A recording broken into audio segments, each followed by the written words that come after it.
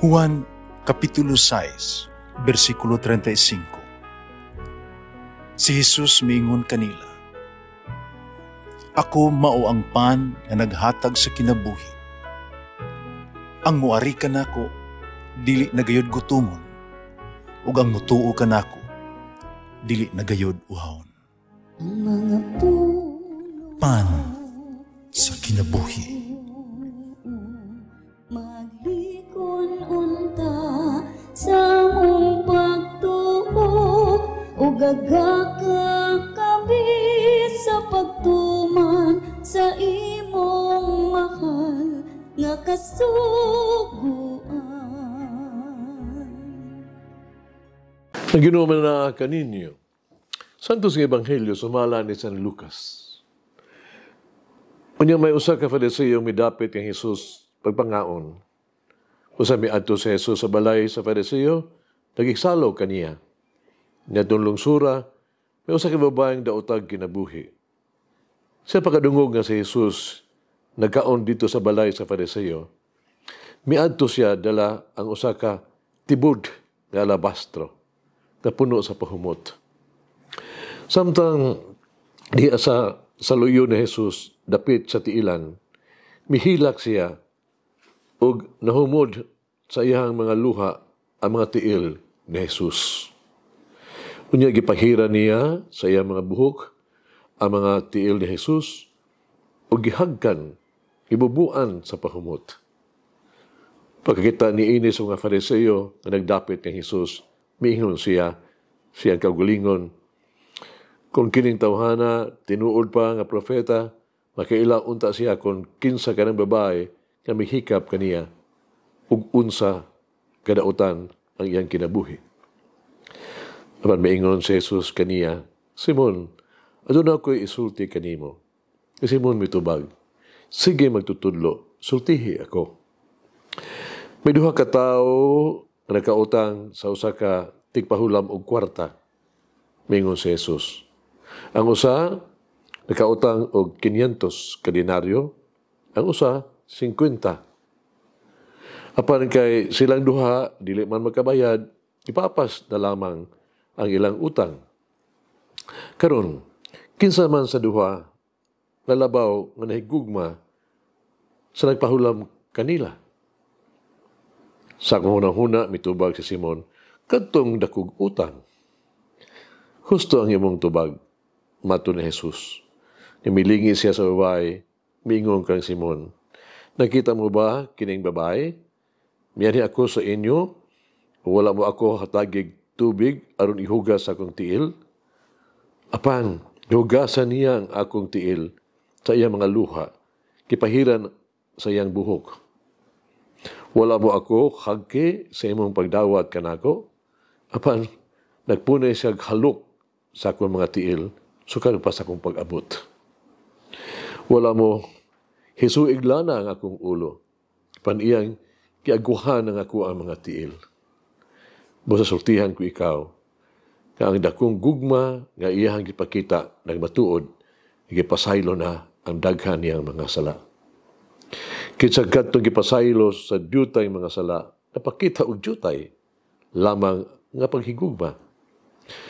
Nagiina ni Jesus sa babae, gipasaylo na ang imong mga sala. Ang ubang nga dito sa kananan, miingon sa ilang kaugalingon, kinsa ba kining tawhana nga nagpasaylo sa mga sala? Panmiingon si Jesus sa babae, ang imong pagtuo nagluwas kanimo, pauli nga malinawon. Ang Ebanghelyo sa Ginoo. Pasalamati ang Ginoo, kay siya maayo, ang iyang gugma mulungtad, hangtod sa kahangturan. Pasalamati ang Diyos sa tanang mga Diyos, ang iyang gugma malungtaron. Pasalamati ang Ginoo sa mga Ginoo, ang iyang gugma malungtaron.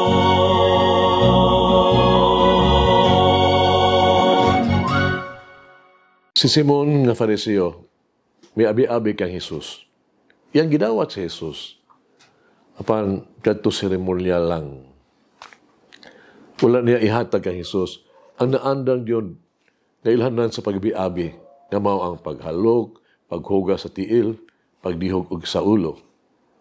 Sa laing bahin, ang gibuhat sa babae nga napakita sa iyang paghinusol sa iyang makasalang kagahapon. Ang iyang gibuhat kang Jesus napakita siyang pagdawat, pagpasalamat sa kapasayloan sa Dios. Kanunay gitanyag sa Dios ngadto sa mga makasala. Si Simon nga Fariseo, gipasaylo usab. Apan ang babae napakita og labaw nga pagpasalamat. Labaw nga pagpabili halaga sa gasa sa Dios sa pagpasaylo. Si Simon nga Fariseo nahigugma usab kang Jesus. Pag kini gamay ra. Dili mas kinasing-kasing sa babae, di ay napakita og tinuod nga sincero nga paghinulsol. Sa kanunay nga mudawat kanato, nga kita nga makasasala o masantos. Kanunay itanyag kanato ang iyang gugma, ang iyang pagpasaylo. Kanunay siyang mudawat kanato. Bisan kinsa pa kita, bisan unsa pa ang anaa kanato. Nganuman, kinitungod kay siya nahigugma kanato pag-ayo. Kitungod kay sa Jesus dili gayud na makitaon kung unsa ang sige huna sa uban mga tao bahin kanato. Di siya magtagad. Si Jesus nahigugma kanato pag-ayo ug siya nagpasaylo kanato kanunay. Gipasaylo ta niya kay dako ang iyang gugma. Busa, masigugmaon usab nato siya. Tugilanon kini sa panahon kadus kaduhang gubat sa kalibutan, sa World War. Doon ay usa ka mabangis kay gubat dito sa France. Usa ka English nga komando nakapatay sa usa ka German nga sundalo. Misulat siya sa inahan sa sundalong Aleman na iyang gipatay. Isip usa ka sundalo, huwag pa niya, akong katungdanan ang pagpatay sa imong anak. Kaaway sa gubat. Nangayo ako sa imong pasaylo. Usa ako ka Kristiyano.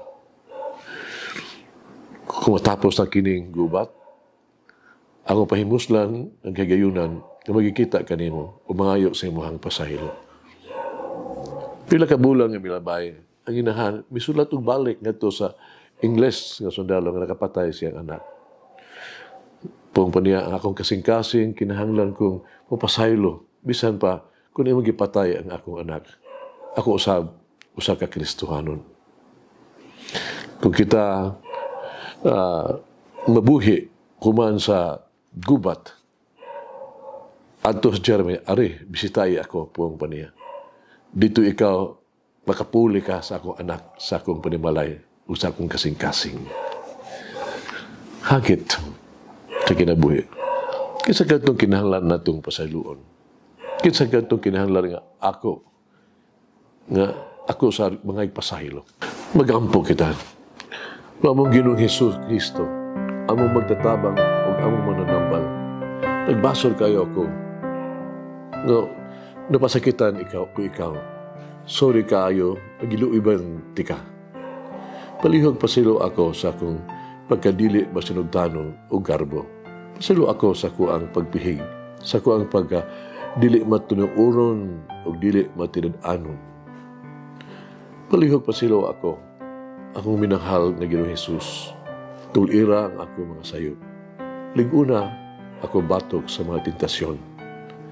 Lipihi ako ang mga liho. Lipihi ako ang kasing-kasing. Ako ang mga huna-huna. Ibalik ako sa imong mahigugmaon, makaluwas na pag-atiman. Amen. Now may they guide me to be a friend to all, no matter what kind of life they may lead. Malangin ang Diyos magagahong sa tanan, Amahan, Anak, Espiritu Santo. Amen. May the Lord of the divine mercy bless us all, heal us from all diseases and suffering. Ayun unta niya kita Tanang mga sakit na to sa lawas. O sa kalag. Body and soul. In the name of the Father, the Son, and of the Holy Spirit.